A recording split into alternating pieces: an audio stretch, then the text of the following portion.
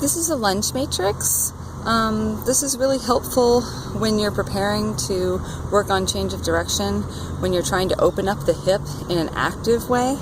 I do a lot of hip mobility stuff that is on the ground and some stuff half kneeling, but this is a really good series to work on the hip mobility at all three planes. So, the frontal plane, forward and back, sagittal, side to side, and transverse, open and close. So the transverse one specifically, we really get to work on internal and external rotation of the hip, and that's super handy when it comes to cutting and defending. So here's the lunge matrix.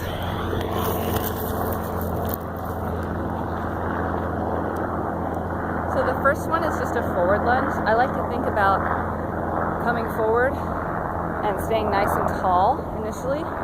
This is more of a decelerative posture, and the accelerative, when you step back, is a little more of a forward posture with the body. So this one, you pick the knee up high, you stay nice, tall, straight up and down. As you step back, you're going to let your body come a little bit more forward. So from the side, it's easier to see. So the first one, your knee is going to stay pretty much right over your ankle. This is preparing you to put force into the ground straight down and to decelerate. And then when you step back, you're going to allow this knee to come a little more forward, allow your posture to come a little more forward. This more prepares us for accelerating. So you can do 4 to 6 with just that forward and back.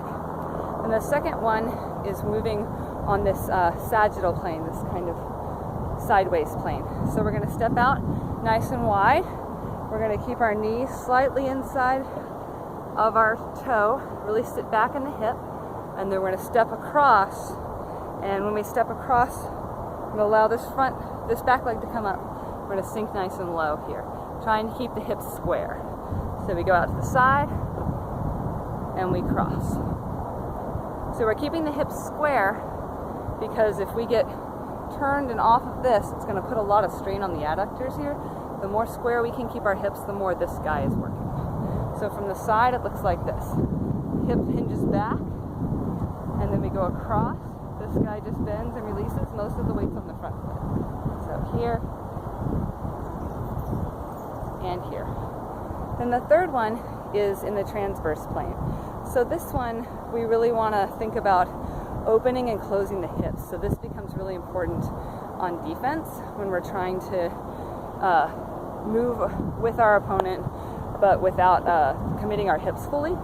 So we want to be able to make these quick, tricky steps while keeping our hips in a neutral place. So we're going to take the foot out and turn the foot out as we lunge, and then we're going to come across and turn the feet inward as we come in. So it's going to be an outward and an inward.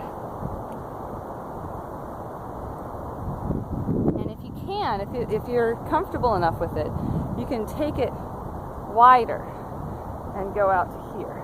That's really, if your hips are nice and open, sort of what you want to shoot for is being way out here. Don't worry if you're not there yet. Okay? So you can do this as a sequence.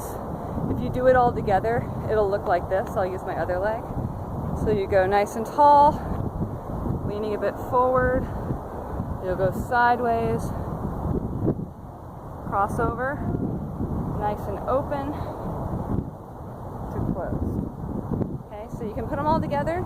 You can pick the ones that are the hardest for you and just do those. So there you go, that's the lunge matrix.